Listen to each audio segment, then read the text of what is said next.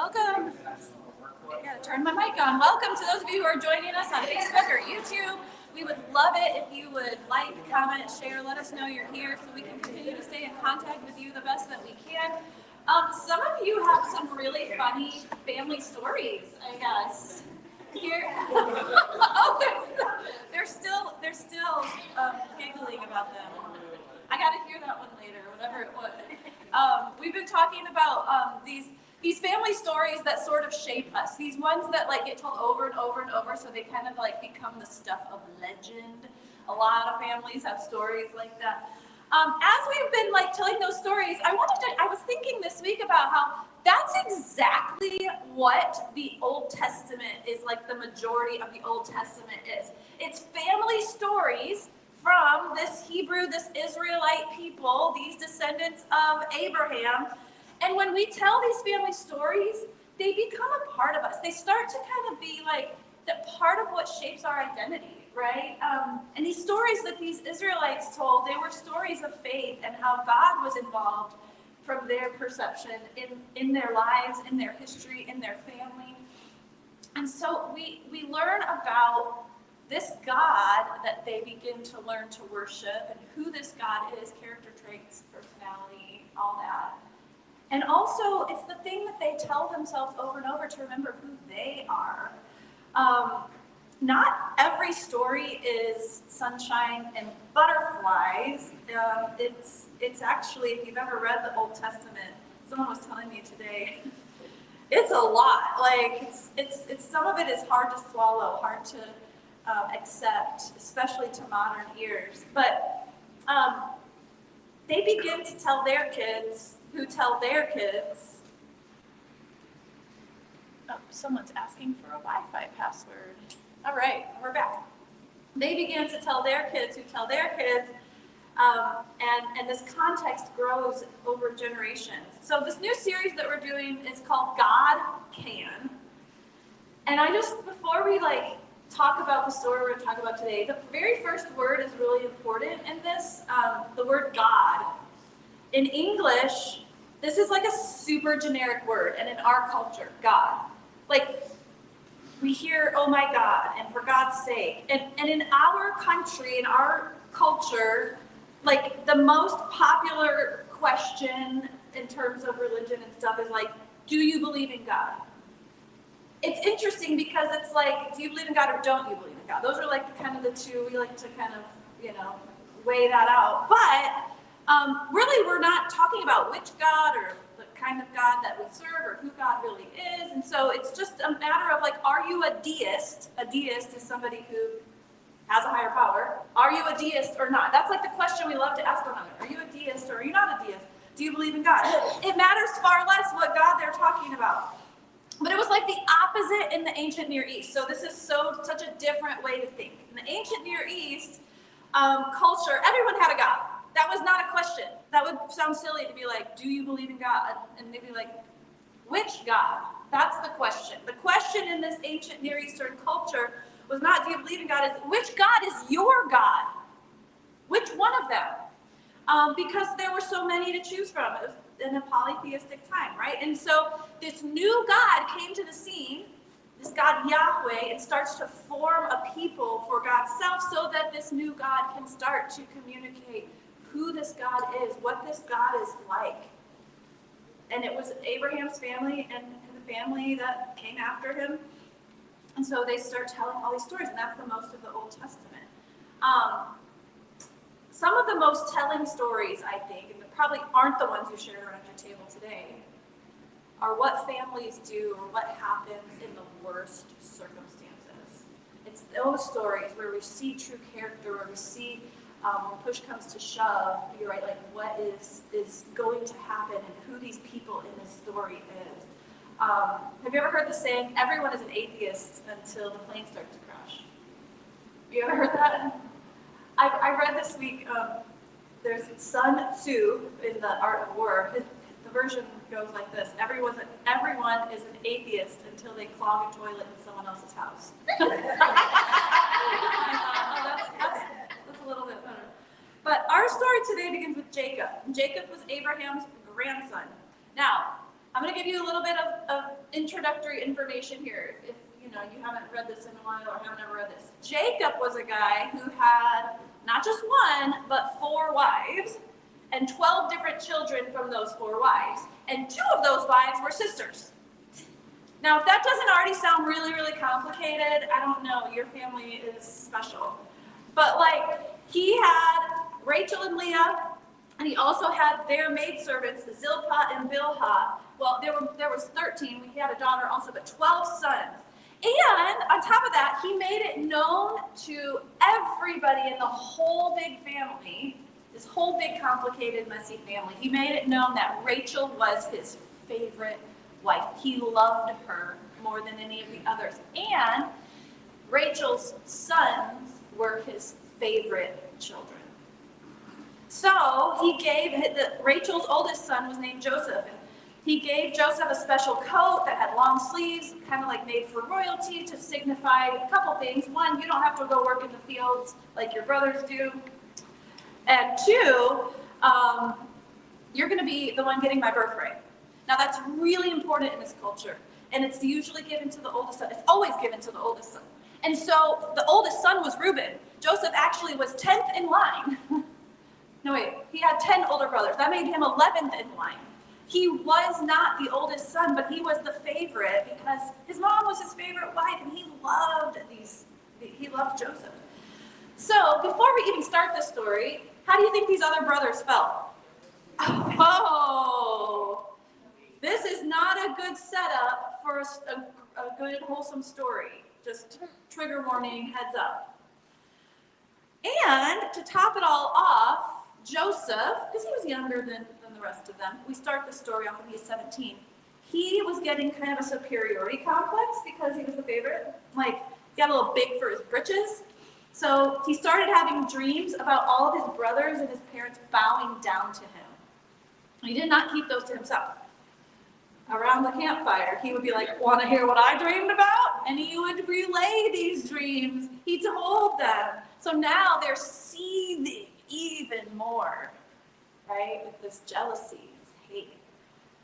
So one day, this is where our story starts, in Genesis 37. One day, Jacob said to his favorite son, Joseph, hey, your brothers are all out tending the flocks at Shechem. Would you go and check on them, give me a report about what they're doing? Now, this is a bad idea already. This is a bad setup for Joseph. But he's excited to have this task. He goes to Shechem. Brothers aren't there.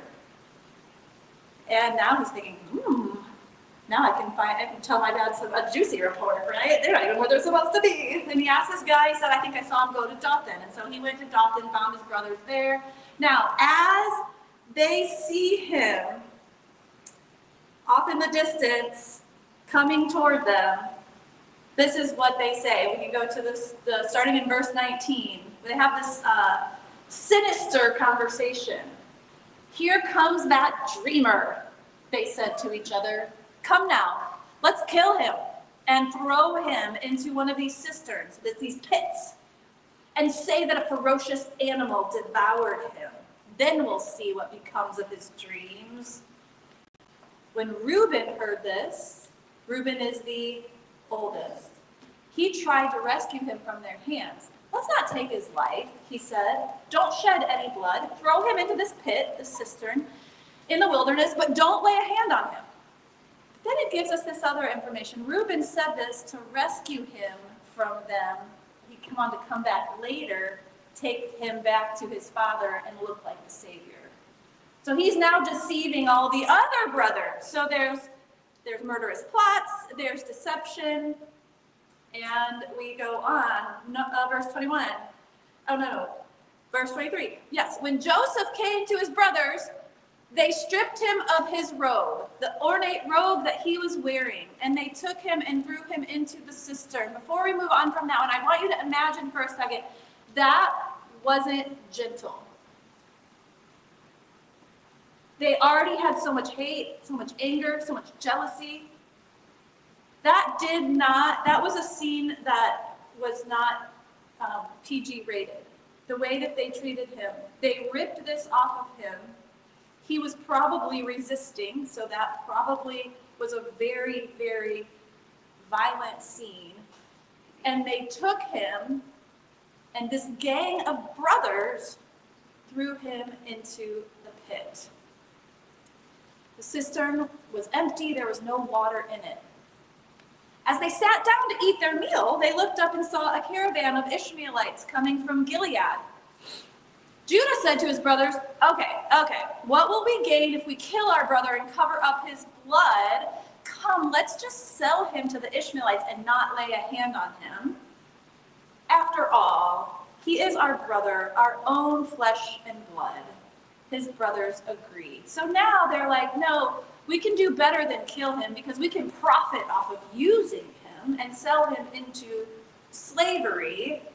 And then it says, so when the Midianite merchants came by, his brothers pulled Joseph up out of the pit and sold him for 20 shekels of silver to the Ishmaelites, who took him to Egypt. That's right. I'm like waiting for the next word, but it's not there. Took him to Egypt. Now, I like musical theater. You guys may know that about me. This story is retold in musical fashion in Joseph and the Amazing Technicolor Dreamcoat. Has anybody seen that? I saw it with Donny Osmond. Have you seen it with here in St. Louis? I saw it in Chicago when I was a kid with Donny Osmond. It's got like popping visuals and great music, but this particular part of the story is treated very lighthearted. It's a comedy. It's told in an entertaining, silly style. I mean, let us leave him there all alone and he's about to die. Then some Ishmaelites came on through, and then some Ishmaelites, a hairy crew came riding by, and it's just really, really funny. But the reality is there is a deep family dysfunction here. It's not really the funny part of the story. It's sinister and it's really, really evil. And these brothers' hearts are so filled with jealousy and so filled with hate and probably also guilty not being where they're supposed to be. Oh, it's not going to go give a bad report about us. Oh, right? They literally decide as a whole group to commit fratricide, murdering their brother, murder of a brother. Friends, this is so important for us in our day and time too. It tells us a little bit about hate. Here's the thing about hate. Hate is really, really evil. It's never, ever part of God's plan. When we begin to open the door of our hearts to let ourselves begin to hate, we open the door for a tyrannical evil to grow and grow. Hate is never satisfied. It just keeps growing. And hate is not benign. Hate is malignant. It grows aggressively, is what I'm trying to say. And it makes the hater feel really powerful. It's kind of part of the trick of it. The hater feels more and more powerful and feels justified. And it hardens the heart of the hater so much that the human is willing to do things they never would have otherwise done, say things they never would have otherwise said, go places they never would have otherwise gone. Have you ever let hate enter your heart, entertained it for a short time, invited it to come sit on the couch for a minute so you could feel good and justified and powerful for a minute? Do you have hate in there now? Maybe invite and ask God to scan your heart and weed out any hate, because it just grows and it tries to take over you. Groupthink is also at work here with these brothers. Groupthink also makes people feel more powerful together in their shared hate and makes it easier for them to harden their hearts. I always think of Betsy ten Boom, Corrie ten Boom's sister. These two sisters were Christians that hid Jews during the Holocaust, and they were put into a concentration camp where one of them died. And Betsy would always remind Corrie, when the guards were there, when there was, these people are literally torturing and murdering and shaming and humiliating. terrible treatment. But she would look her in the eyes to her sister and she would say, no hate, Corey. No hate. No hate, Corey. Hate is never part of God's plan. And friends, I really do believe this, that no matter how good we think we are, or how religious we think we are, or how righteous we think we are, all of us must always be on our guard against hate and sin. And call it out when we start to realize that it's becoming a part of us. And these brothers are so hardened with what they've done and what they are doing that they sit there and eat lunch together. Did you notice that? After this violent mob scene and then throwing him in this pit, they sit down and are like, hey, let's unpack our lunches. Imagine eating a turkey sandwich and your carrot sticks while you listen to your baby brother's cries, pleas, terror, screams. Pass the mustard, right? Like, hate has taken root. And then there's Joseph. We're told that he's 17 years old when this happens, and his 10 older, stronger adult brothers are trying to kill him. They scare him, bully him, maybe beat him, throw him in a pit. And this is the character that many of us relate to when we read this story, because have you ever been betrayed by someone close to you? Someone you were supposed to be able to trust? Someone harmed or violated you when that was the person that was supposed to be protecting you? And imagine how terrified Joseph must be in this pit. He's left for dead. He's abandoned by his closest family. That in and of itself is such a deep physical pain, to feel abandoned by those people that you trusted. He's completely alone. He feels used and expendable. And he's in a pit he can't get himself out of. I talk to people on the phone nearly every week that are in deep, dark pits. With our Unstuck ministry, these medical conditions, they are experiencing unemployment, the bills are piling up, threats of eviction, utilities being shut off, the cars broke down, struggle to raise their kids in this situation like that. And many times, you just would be surprised how it is all of the above is happening at the same time. And I know I've been in deep, dark pits before. So I listen, because often these people have no voice from the bottom of the pit, or nobody's listening. Everybody else's hearts are so hardened. They're just sitting there eating lunch while there's someone crying out. But we pray to a God who can. And I often pray with them together, because there is a God who can save. And notice how Joseph also has no voice in this story. If you read this whole part of the story, he has not one single line in this narrative. He lives at the mercy of his murderous brothers. He's powerless, he's devastated, outside of the protection of his father. He's heartbroken, he's betrayed, he's scared to death, and he's alone. Or is he alone? Because just like many of us, when we're in the deepest pit, Joseph's big question is probably, where is God in the pit? I see that my brothers have abandoned me. I can't find my father right now. Where is God in this pit? The God that I've heard stories and stories and stories about from my father, about from our grandfather. Does God even care? Have you ever asked God that when you're in a pit? Do you even care? Like, God, where are you while I am in this pit? This is something that I don't know how to share as much as it needs to be shared. I don't know how to use the right tone of voice or the right words to convince you, but there's something that I believe with my whole heart, and I think it's so important for all of us to hear. Not only because I've lived it, but because I've seen it over and over and over again, and it's because the stories of the Bible remind us of this over and over and over again, and it's this. No matter how bad things seem,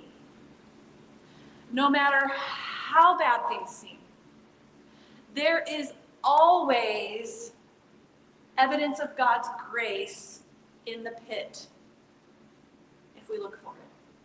Always, no matter what, You can try to imagine the worst possible scenario that any human being could ever face. And you might say, Pastor Amy, I don't have to imagine it because I've lived it. But listen to me. No matter how bad it seems, there is always a presence, a marker, a way of God's grace out of that pit. Always. Always. Jesus understands this too. He was betrayed by his closest friends. And he was in such a dark, agonizing, emotional state before he went to the cross. There is always God's grace somewhere in the pit. It could be in the words of a friend. It could be found, God's grace could be found in recovery groups. God's grace could be an unexpected source of strength, of light, of hope, of encouragement. God's grace is somewhere, and if we can just get ourselves out of our self-pity when we're in the pit, and if we could just say, God, where are you in this pit, and where is your grace? Because I don't see it, help me see it. God will shine a light on something we had previously not seen in that pit, and reveal to us that God is still working, God is still for us, God is still redeeming our story. God's grace is always there, my friends, somewhere. And in this story of Joseph, God's grace comes. It might not seem that fantastic, but it comes in the form of a traveling band of Ishmaelites and greedy brothers. You might say, well, instead of death, Joseph gets sold into slavery. I mean, that stinks. It's not much better. No, it's not. But guess what? That is how terrible this situation is. Have you ever been somewhere where, the only grace you have is that God kept you alive till the next day? Yes. This is what's happening here. God is keeping Joseph alive. And in this situation, he is still going to keep going. And friends, that's why we're gonna hear the end of the story, but this is one of the most beautiful family redemption stories there ever was. It ends up that God takes this terrible beginning and makes so much blessing out of it.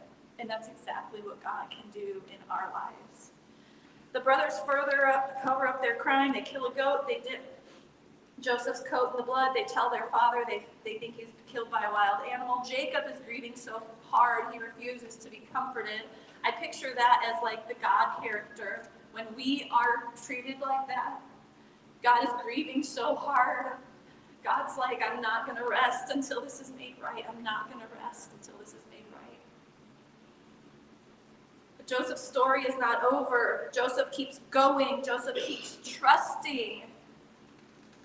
And this whole story that we're going to learn about, it really does turn around. Does Joseph have a terrible day? Yep. Does Joseph have a terrible week? Yep. Does Joseph have a terrible several years?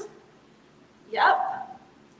That happens to us too. I can't tell you how many people. That what we need to do as Christians is show up and remind each other God's going to come through. There is hope. God is redeeming your situation. God's grace is somewhere. It might have been years of struggling with a certain thing, but it's not going to end that way. Joseph has this deeply traumatic and unspeakable experience as a young man. Where is God's grace at work in your life right now? Are you in a pit? Can you see where God is moving, where God is shining light on things to bless you, to keep you going, to get you to a different place, to put your feet on solid ground and take you out of the slimy pit? Because no matter how deep your pit is, God's grace is somewhere in there. Find it, be inspired by it, praise and thank God for it, and allow this grace to build your steps out of that pit. Would you pray with me?